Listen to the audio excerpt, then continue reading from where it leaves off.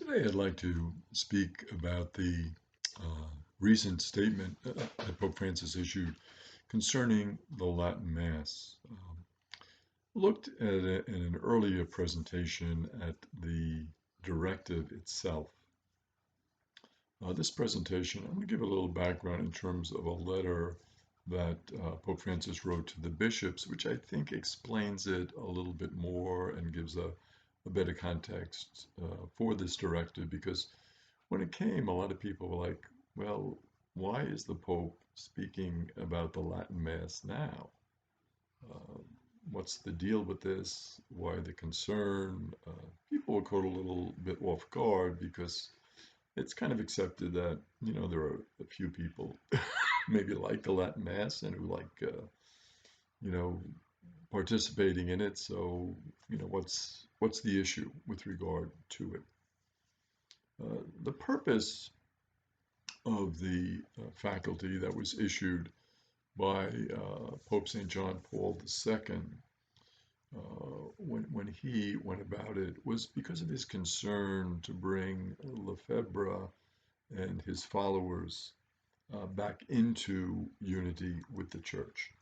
And the Pope thought, well, maybe if we outreach in this way of allowing them to celebrate the Mass a little bit more in Latin, maybe they can come back into full communion and accept the rest of the teachings of the Second Vatican Council and come into full communion with the Pope and, all of that sort of procedure that would kind of make for a more united church, is what Pope John Paul II, and certainly well-intentioned, a good idea to outreach, what harm could be done, because, this Lefebvreite movement was not a huge movement, but it was significant, and they were attracting people to the priesthood, they were ordaining priests, and the Pope had a legitimate concern to kind of bring them back into unity with the Church.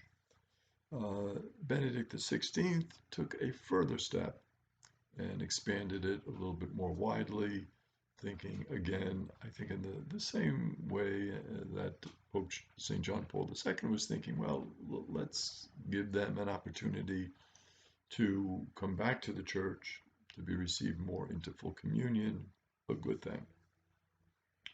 Benedict held that the Missal that was promulgated by Pope Paul VI after the Second Vatican Council, that would be the ordinary, what's called lex orandi, or the law of prayer of the Catholic Church.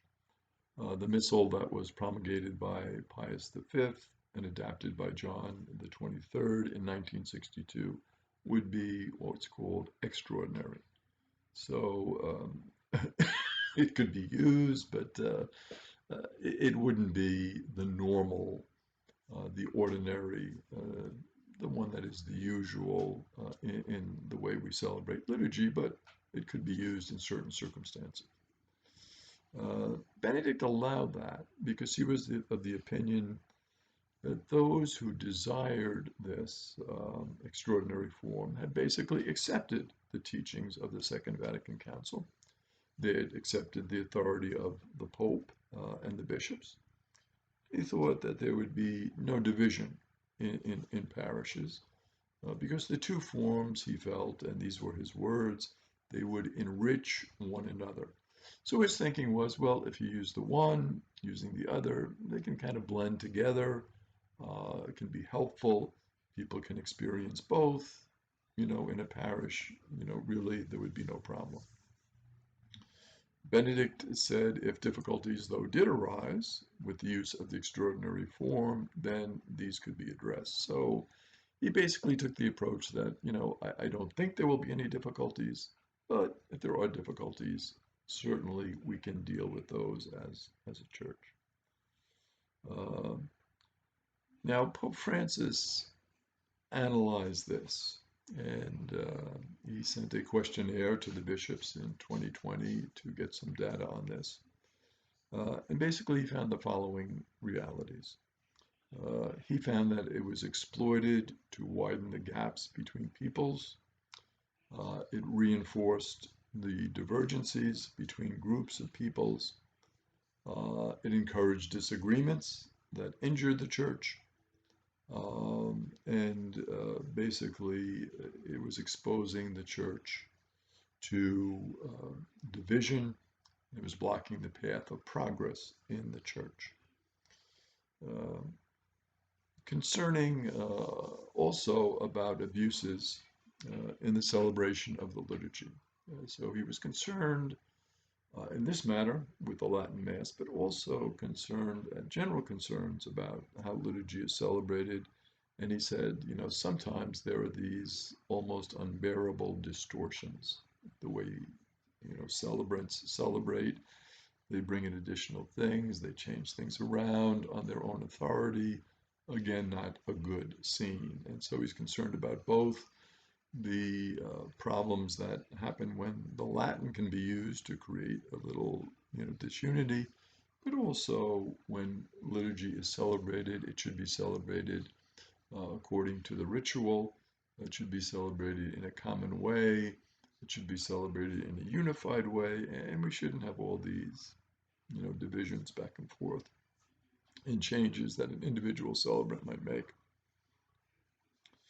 Now, the instrumental use of the Missale Romanum of 1962, the one that was approved and elaborated by Pope John the 23rd, it's often characterized by a rejection not only of the liturgical reform, but also, unfortunately, of the Vatican Council II itself. So what he found happening was, yeah, they didn't maybe like the vernacular use of the language, but that was just the beginning. They were rejecting basically the entire council and saying, well, let's go back to the time before the council and have that type of church. We don't want this church that the Second Vatican Council has brought in. We don't like it. We like the older ways. Let's go back. And the Latin kind of was the entree into that type of thinking, unfortunately. And they basically claim that the council betrayed the long-standing tradition of the Catholic Church. And again, long-standing tradition, I mean, you have a church of 2,000 years, and what they were saying was, the last couple of hundred years they were rejected. But I mean, if you go way back in the history of the church, the liturgy was celebrated obviously in Aramaic, it was celebrated in Greek, other languages, and so again, no sense of the overall tradition, just a very limited sense of tradition. Um, and basically, Pope Francis points out, well, what is the path of the church? The path of the church is within the dynamic of tradition. It originates from the apostles, and it progresses in the church with the assistance of the Holy Spirit. So there is the sense that the church progresses, moves forward under the guidance of the Holy Spirit. We don't stay stuck in a certain time period. And that's unfortunately what many of the proponents of the Latin Mass were advocating for and saying, well, Vatican II, we will just ignore that and we'll go back into this certain time period. And in doing that, they're really rejecting the whole concept of the church, what the church is all about. To doubt the Second Vatican Council, Pope Francis says, is really to doubt the Holy Spirit who guides the church. So no sense at all with these people that there is a Holy Spirit who is guiding our church, who is helping our church, who's helping our church to move forward. So it's basically a denial of the Holy Spirit, and it's being fixed and locked into a certain time period. The insistence of Vatican II, the key insight here of Vatican II was the full, conscious, and active participation of the whole people of God in the liturgy. Full participation, conscious, and active, the three notes of participation. And with the Latin Mass, unfortunately, many people do not know Latin. They go and they're not participating. They're listening, they're being spectators, they're not engaged really in the liturgy. They're just really engaged in their own moment of prayer, which is certainly a beautiful thing, but that can happen, of course, to us and should happen at all times in our life. And liturgy is meant to be that celebration that is active, conscious, and full in terms of our participation. Uh, the bishops at the Second Vatican Council did not want the people at liturgy to be strangers who didn't know one another. They wanted a sense of community, so not this isolated stranger deal. They didn't want them to be silent spectators. Well, they should have full understanding, on the other hand, of the rites and prayers. They should participate. They should do that consciously, piously, and actively. The church was to raise up a variety of language, but a single and identical prayer. So the languages would be different, but the prayer is identical. Uh, there is no difference in terms of the level of prayer. It's the idea that language is just the way that we participate actively because we know the language and we can share in the celebration by the use of the language. And this basically expresses our unity, that the celebration is the same, it's identical, the form is identical. Liturgy of the Word, Liturgy of the Eucharist, identical form. So the Pope says it's up to the individual bishops to regulate the celebrations in their own diocese. So he takes a approach that is very much synodal in the sense that, we're all working on this together. It's important that we do it together. And the bishops have their role and the Pope has his role to articulate the principles and to be an example and a shepherd who kind of leads one towards unity to bring the church together. And basically, they should oversee the individual bishops in their diocese, those who are celebrating the extraordinary form, to see that it is done in a way that promotes unity in the church. So, if an individual priest is doing it in terms of rejecting the Second Vatican Council, in terms of not allowing the people to participate, in terms of saying, this is how it must be done and this is the way it should be done, then we have a problem, we have an issue. Now, what are the two principles that the Pope enunciates? He says, to provide for the good of those who are rooted in the previous form of the celebration and who need to return in due time to the Roman Rite that was promulgated by Saints Paul VI and St. John Paul II. So the Pope is indicating it should be a temporary idea. It should be a transition into the new rite. The rite has been changed. The Spirit is leading this change. And so there is a place for the Latin, as a transition. We want to be sensitive to people to bring them into the new rite and to have that sense of concern for them.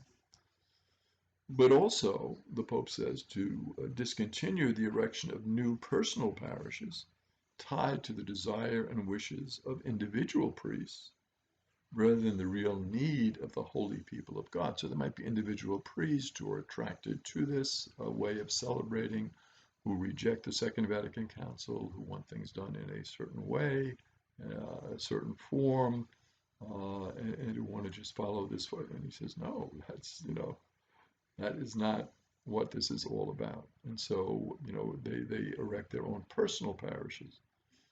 Father, this is Father so-and-so's parish. Well, no, that's not the thinking of the Second Vatican Council. It is the parish of the people of God, and we're to minister to their needs, not to our own style, our own likes in terms of worship.